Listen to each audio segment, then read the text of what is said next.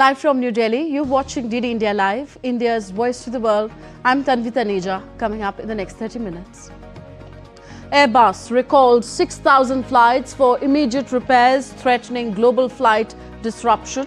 India's aviation regulator, DGCA, directs no Airbus to fly until the maintenance issues are resolved.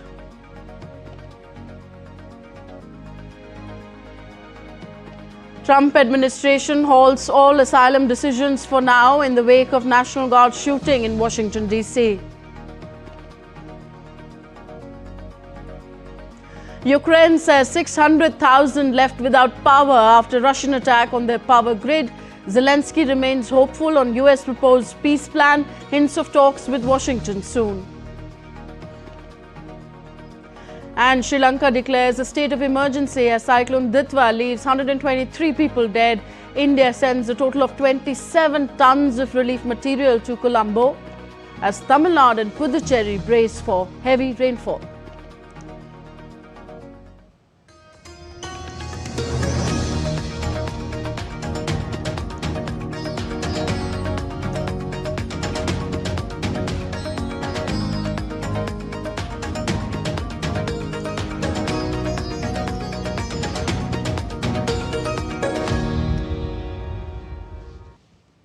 It might be a bad news for air travellers this weekend as significant flight disruptions may be reported worldwide as Europe's Airbus ordered immediate repairs to 6,000 of its widely used A320 family of jets in a sweeping recall, affecting more than half its global fleet, threatening upheaval during the business travel weekend of the year in the United States and disruption worldwide.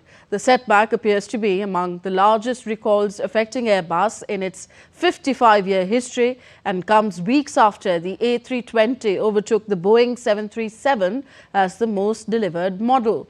At the time, Airbus issued its bulletin to the plane's more than 350 operators. Some 320 family jets were in the air. The fix mainly involves reverting to the earlier software and is relatively simple but must be carried out before the plane can fly again, other than repositioning to repair centers.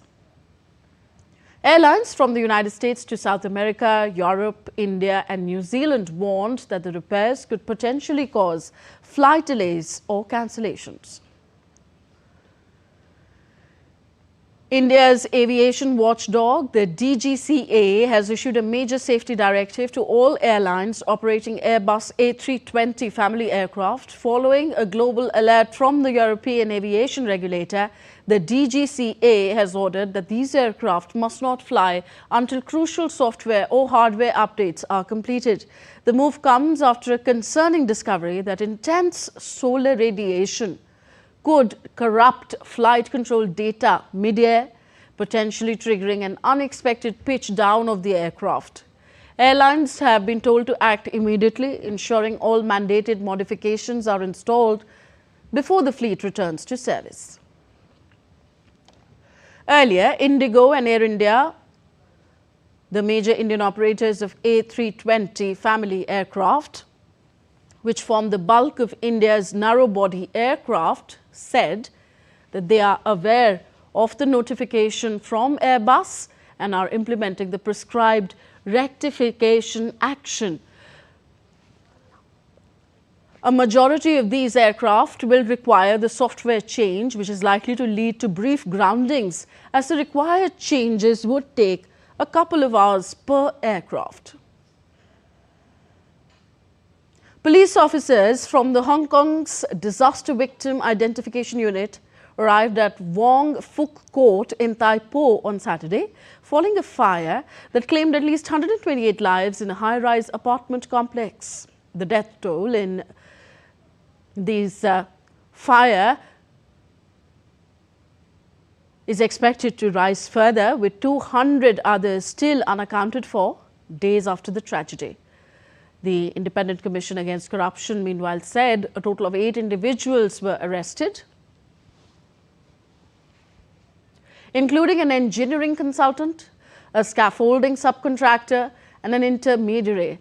The fire broke out on Wednesday, quickly spreading to 7 of the 8 32-story buildings wrapped in bamboo scaffolding, green mesh and foam insulation during the ongoing renovations.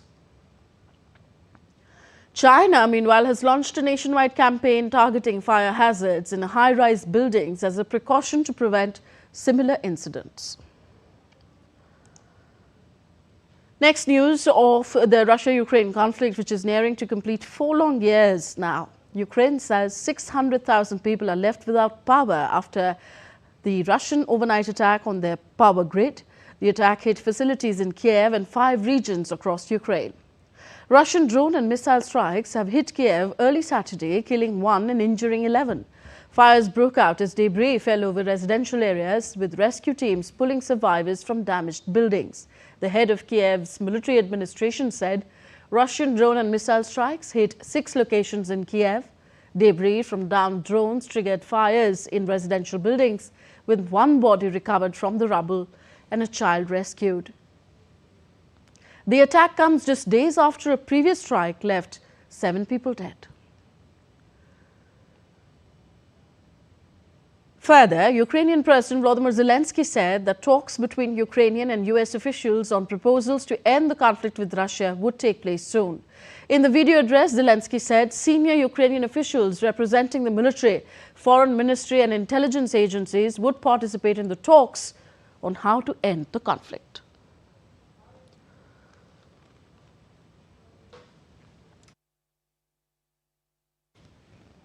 The office of the President of Ukraine will be rebooted. The head of the office, Yandrei Yermak, has submitted a resignation letter.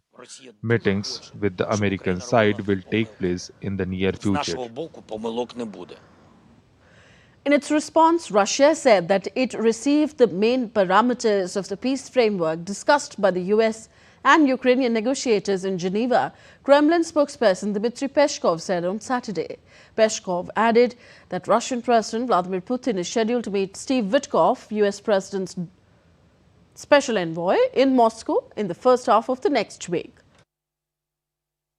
He added that Russia remains committed to negotiations on the Ukraine issue, but does not intend to publicly reveal the details of the talks. Earlier, Russian President Putin said that the US proposed list of points could form a basis for future agreements, while Ukraine had agreed in principle to the framework agreement, saying that certain clauses still require future discussion. Also Friday, Ukrainian President Zelensky said he will hold talks with the US side in the near future. On to the Caribbean now. U.S. military activity surged at the former Roosevelt Roads base in Puerto Rico, with F-35 jets, drones and Marines deployed as part of a wider operation targeting drug trafficking near Venezuela.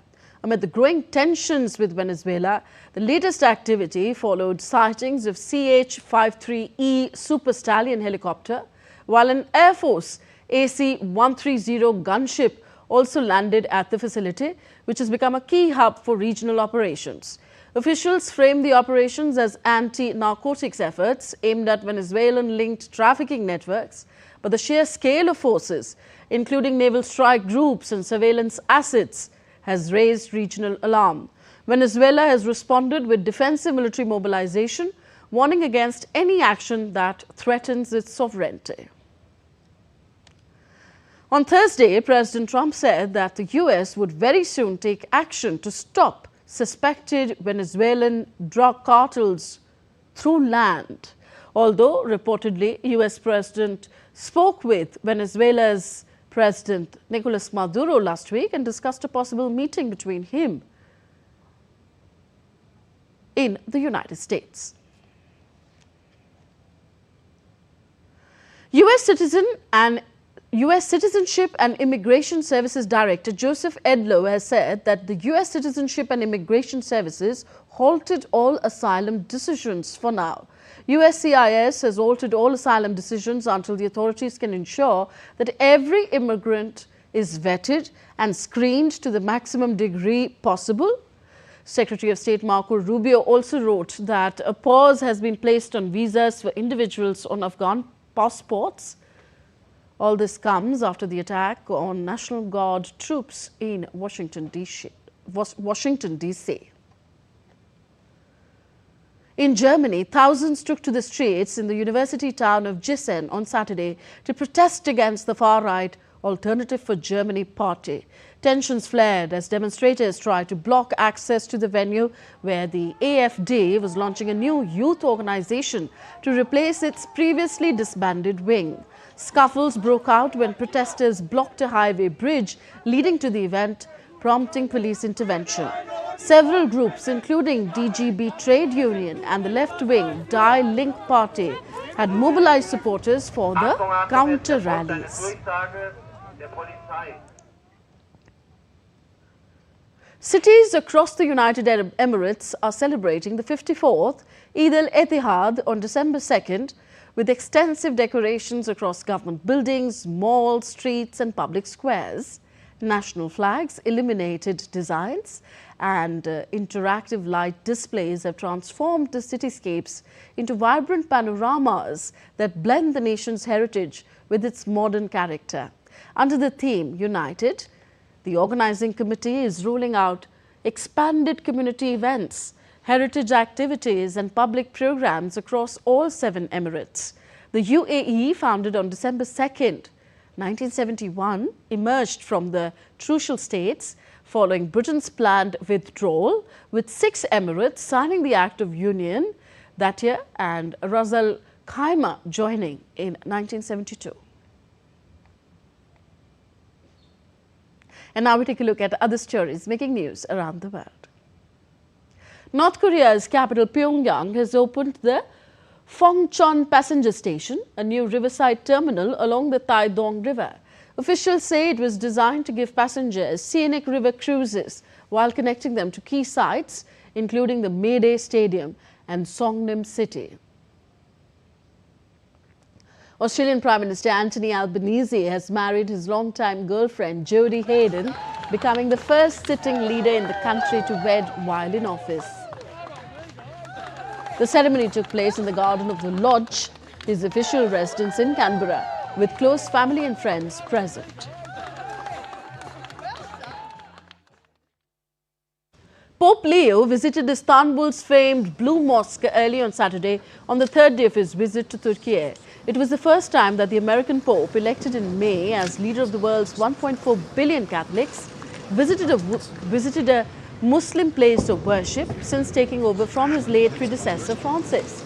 The Blue Mosque is one of Istanbul's main tourist attractions, with 6 minarets and a roof of cascading domes, its interior lined with vibrant blue Iznik titles. Germany's Nuremberg's historic Christmas market opened on Friday with its traditional ceremony led by Christkind, the angel-like figure said to bring Christmas gifts. Visitors packed the market square as locals celebrated this cherished tradition. International tourists were also among the crowds. First recorded in 1628, the Christkindl's market marks the official start of the Christmas season. A new nativity scene at Brussels' Grand Place is drawing mixed reactions as the Christmas season begins. The installation features faceless fabric figures, a sharp break from traditional displays in the Belgian capital. Some locals say it does not reflect their customs, while others welcome the fresh artistic approach. Artist Victoria Maria says the intention was not to provoke, but to let people interpret the scene freely. And still to come on this edition of DD India Live. Red alert issued in Tamil Nadu and Puducherry as India's southern coastal areas experience heavy rain after Cyclone Ditwa passes Sri Lanka. In sports, Iran to boycott 2026 FIFA World Cup draw over.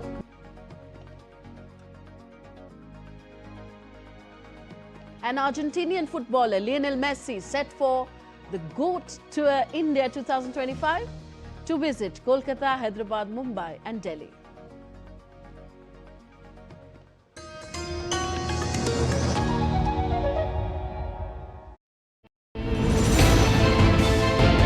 geopolitics and trade deals. Economic challenges amid development. Hard work and the path to prosperity. It's the economy, always. Between walkers, money is what money does and says. Supply creates its own demand. Between the bulls pulls and bears tears. When supply chains globalization and India rises to the podium. We'll get you centered with the economic brief at 8 p.m. every Thursday on DD India.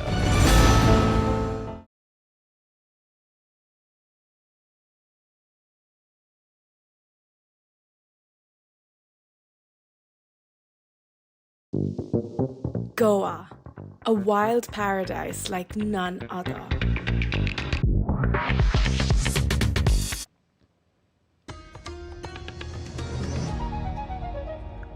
Welcome back. You're watching DD India Live. I am Tanvi Taneja.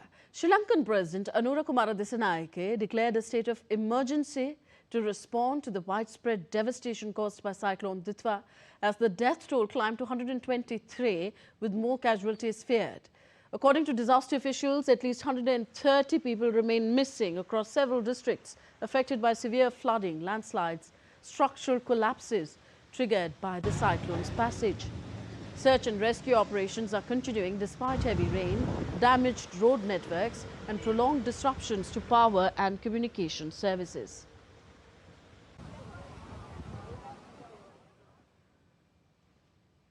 India has expanded its emergency assistance under Operation Sagar Bandhu, a special aircraft carrying humanitarian aid received by the Sri Lankan Air Force early this morning, with another flight due shortly.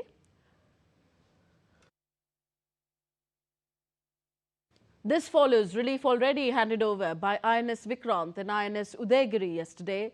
Prime Minister Narendra Modi expressed condolences and reaffirmed India's commitment to supporting Sri Lanka as conditions deteriorate. So, Cyclone Ditwa has severely impacted several districts of Tamil Nadu, including Chennai, Kadalur and Nagapattinam, among others already. Heavy rains continue to lash several districts of Tamil Nadu, with the Kodiyakarai of Nagapattinam district recording 203.4 millimeters of rainfall. Owing to the rough sea conditions, fishermen have refrained from venturing into the sea. Cyclone Ditwa wreaked havoc in Puducherry also, with the territory experiencing torrential rainfall. Authorities have urged public to remain indoors and avoid unnecessary travel due to the deteriorating weather conditions. National Disaster Response Force has been deployed and kept on high alert for emergency rescue operations.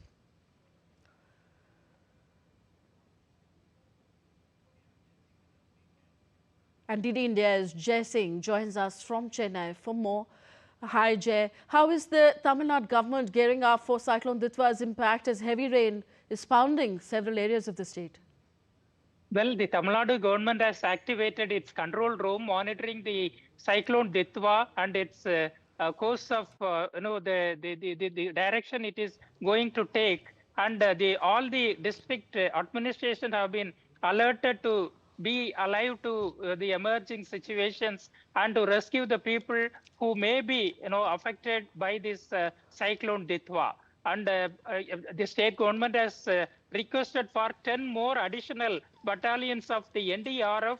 Already 12 battalions have reached, and 16 state disaster relief forces have also been deployed at various locations. And the state government is seeking for 10 more additional battalions. Though there is no loss of life so far, but the fury of the cyclone may be a little more than what it is being experienced today, because as the time goes on, the course of the Cyclone Ditwa may take a turn more towards the shores. Okay, that's positive. Thank you very much as we await more updates from you in our later bulletins. Thank you very much, Jai Singh, reporting from Chennai. Moving on now, former Bangladesh Prime Minister Khaleda Zia's health deteriorated since being admitted to hospital, a member of her party, Bangladesh Nationalist Party, said. 80 years old Zia was admitted to hospital on November 23rd with symptoms of a lung infection and is currently undergoing treatment in the intensive care unit. The winter session of India's Parliament is scheduled to begin on December 1st, running until December 19th. The session will cover several important legislations, including bills on nuclear energy, higher education, corporate law and the securities market. It will also feature a full-day discussion on Vande Mataram to mark 150 years of the national song, highlighting the historical significance of verses removed in 1937 and their connection to the partition of India. Ahead of the session, the government will hold an all-party meeting on Sunday where Parliamentary Affairs Minister Kiran Rijiju will meet floor leaders from both houses to seek cooperation for the smooth functioning of both the houses. Rijiju urged opposition parties to actively participate and contribute to the proceedings, aiming to create a vibrant parliamentary system. The session will also see debates on contentious issues, including the voter list revision exercise in 9 states and union territories. And next we take a look at other stories making news in India. Chief of Defence Staff General Anil Chauhan reviewed Indian Naval Academy's autumn term passing out parade on Saturday, inspecting the platoons which are set to serve in the Indian Navy, the Coast Guard and other friendly foreign navies across the globe.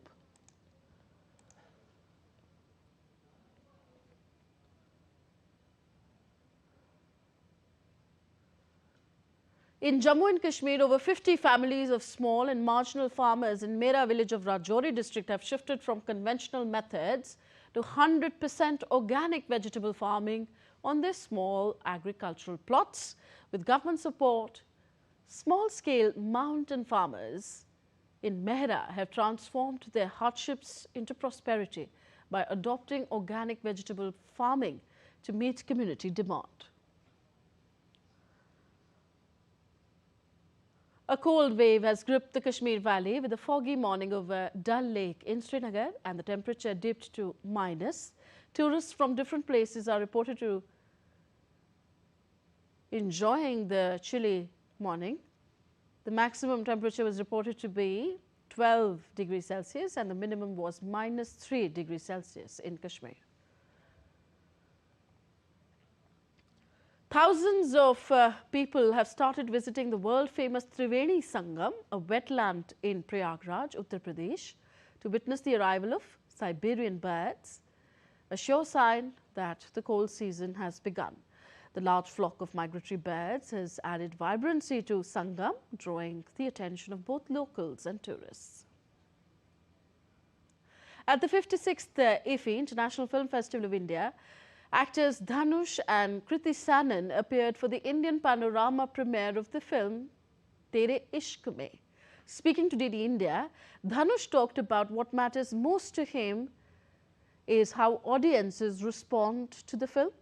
Reflecting on cinema's evolution, Kriti emphasized how Indian cinema is writing more substantial roles for women, with women-led films performing equally well at the box office. With us, Dhanush, who's here for his film Tere Ishq Mein's Indian Panorama premiere. Many congratulations to both of you. Dhanush, how do you look at the film? Another intense, romantic film for the audiences. What matters most and more is how people look at my film. So it's released today. We are very excited to know what people think about our film. And so far it's been very encouraging. The reviews are very encouraging. The bookings are very encouraging. We would like to ask you the transformation, because you've been serving the industry for a very long time. How do you look at the transformation of cinema? Because you choose your scripts very thoughtfully. I think slowly over the last few years, especially, I feel that people, actually it's the transformation in the audiences and how audiences look at cinema. Because I feel that over the last few years, it's not the star that is the star of the film anymore. It's the content and the kind of scripts, the film overall, which is the star of the any kind of a film. Things are changing. There are more meatier, more important, more substantial roles being written also for women. There are a lot of films led by women that are also, just doing equally well at the box office. And now let's give you some sporting action as well. The Iranian Football Federation said that they will boycott next week's draw for the 2026 FIFA World Cup in the United States to protest the limited allocation of visas to their delegation. The United States has long-standing strict visa restrictions for Iranians. The federation said that the US had granted visas to 4 members of the Iranian delegation, including head coach Amir Ghalanoy, but had not granted a visa to Iranian Football Federation President Mehdi Taj. Iran described the US action relating to the December 5th draw in Washington, D.C. as unsportsmanlike. Iran secured qualification for the World Cup in March, sealing a 7th appearance at the tournament and 4th in a row. And football legend Lionel Messi has added Hyderabad chapter to his much-awaited GOAT Tour to India 2025. The Argentine striker will begin his tour in Kolkata on December 13th, arrive in Hyderabad the same evening, travel to Mumbai on December 14th, and conclude his GOAT Tour India in New Delhi on December 15th. The change comes after Argentina's proposed friendly in Kochi was cancelled. With Hyderabad added, the tour now covers all 4 regions of India. Event organizer Satadru Datta said that the Hyderabad chapter could be held at Gachibowli or the Rajiv Gandhi International Stadium, featuring a celebrity match, football training sessions, musical show and children's masterclasses. And that's all for this edition of DD India Live. Do let us know your thoughts on the news of the day. Connect with us on our different social media handles at DD India Live. And you can also download our DD India mobile app for quick news and updates on the go. We'll be back with more news as it breaks here on DD India. I'm Tanvi Taneja from all of us here in New Delhi. Thank you for watching. Namaskar.